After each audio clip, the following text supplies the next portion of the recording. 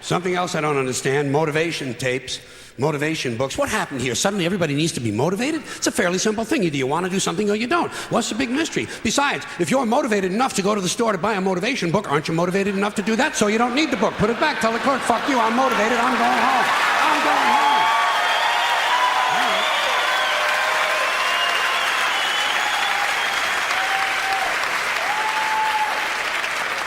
And can anyone explain to me the need for 1 hour photo finishing? You just saw the fucking thing.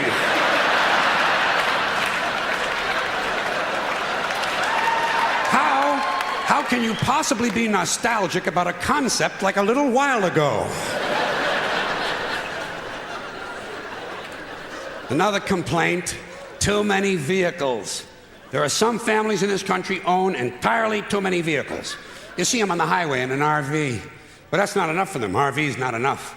Behind them, they're towing a motorboat, go-kart, dune buggy, dirt bike, jet ski, snowmobile, parasail, hang glider, windsurfing equipment, a hot air balloon, and a small two-man deep-sea diving bell. Doesn't anyone just take a fucking walk anymore? The only thing these people lack is a lunar excursion module. Too many choices, America. It's not healthy. Another abomination. White guys over 10 years of age who wear their baseball hats backwards. Listen. Listen to me. White guys, let me tell you something. You're never gonna be as cool as black guys. It's not gonna happen. You're white and you're lame. It's a fucking law of nature. Turning your hat around and learning a complicated handshake will not make you cool. And you black guys, since you started the whole thing, I'm going to let you stay with the hats a little bit longer, but I think really, once you qualify for Social Security, it's time to spin that motherfucker around to the front again. All right?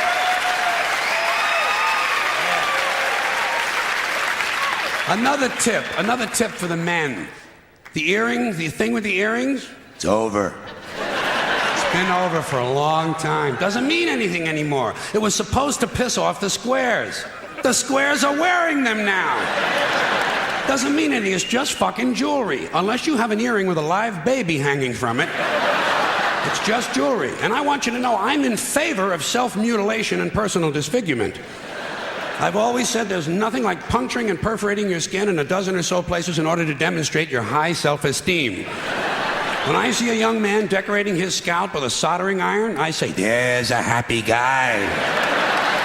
Thinks highly of himself.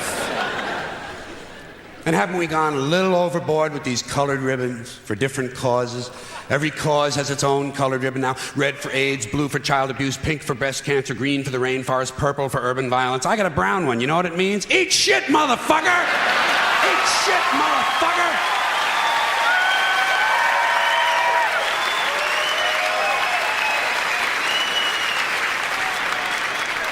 And what can we do to silence these Christian athletes who thank Jesus whenever they win, never mention his name when they lose? Not a word. You never hear him say, Jesus made me drop the ball. The good Lord tripped me up behind the line of scrimmage. According to these guys, Jesus is undefeated. Meanwhile, these assholes are in last place. Must be another one of those miracles.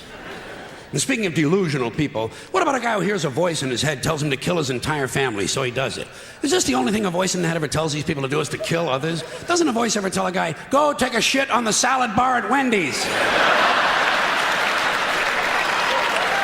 Doesn't a voice tell a guy to take out his dick on the merry-go-round once in a while? Well, some guys do take out their dicks on the merry-go-round, but usually it's their own idea.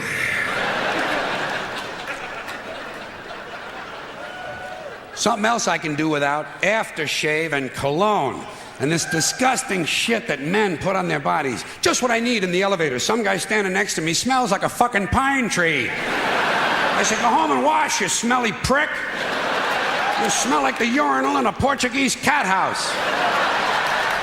God damn, guys are stupid. Guys are really fucking dumb. They think they're gonna get laid with this stuff, you know. Oh yeah, they put it on at home. Oh boy, I'll get laid tonight, I'll get laid tonight. You don't get laid with green shit that comes out of a bottle, okay? And the only smell that's going to help you get laid might be your own natural scent. You have pheromones. It's a secondary sex characteristic. People in America, nervous about sex. They want to cover that up and disguise it. Guys in Europe, they know how to live. Guy gets in the elevator over there, he smells like a pile of dog shit. Those people are sophisticated.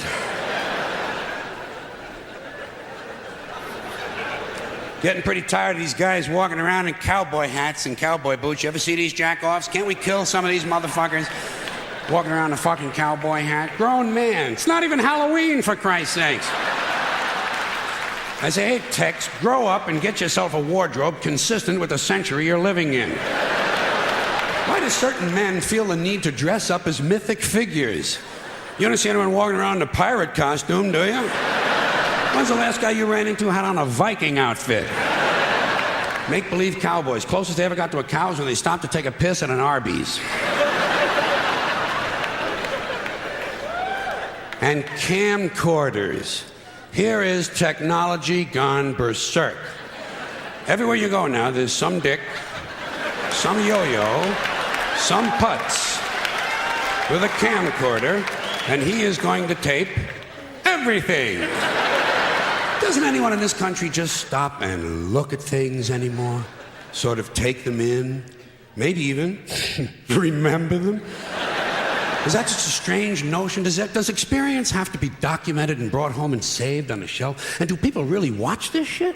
Are people's lives so bankrupt they sit at home looking at things they already did? And these guys are so intense, you know? It's always guys. They won't let women touch the cameras. It's a highly technical skill. Look through a hole, push on a button, big skill, and they all think they're Federico Fellini. You ever seen any of this shit? Low angles, zooms, and pans, and it's the same ugly 3 children in every goddamn shot. All the George Lucas magic in Hollywood is not going to change the unfortunate genetic configuration on the faces of these children. Keep these unfortunate youngsters out of public view. Now, a lot of these cultural crimes I've been complaining about can be blamed on the baby boomers. Something else I'm a little tired of hearing about. The baby boomers. Whiny, narcissistic, self-indulgent people with a simple philosophy. Give me it, it's mine! Give me that, it's mine! These people were given everything. Everything was handed to them. And they took it all. Sex, drugs, and rock and roll, and they stayed loaded for 20 years and had a free ride. But now they're staring down the barrel of middle-age burnout, and they don't like it. They don't like it, so they've turned self-righteous. And they want to make things hard on younger people. They tell them abstain from sex, say no to drugs. As for the rock and roll, they sold that for television commercials a long time ago. So they could buy pasta machines and Stairmasters and soybean futures. Soybean futures. You know something? They're cold, bloodless people. It's in their slogans, it's in their rhetoric. No pain, no gain. Just do it. Life is short, play hard. Shit happens, deal with it. Get a life. These people went from do your own thing to just say no. They went from love is all you need to whoever winds up with the most toys wins. And they went from cocaine to Rogaine.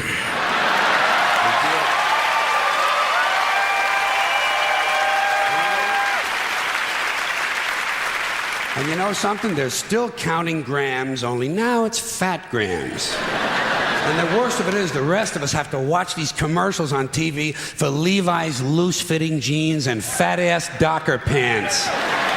Because these degenerate, yuppie, boomer cocksuckers couldn't keep their hands off the croissants and the Haagen-Dazs. And their big fat asses have spread all over and they have to wear fat-ass Docker pants. Fuck these boomers, fuck these yuppies, and fuck everybody now that I think of it.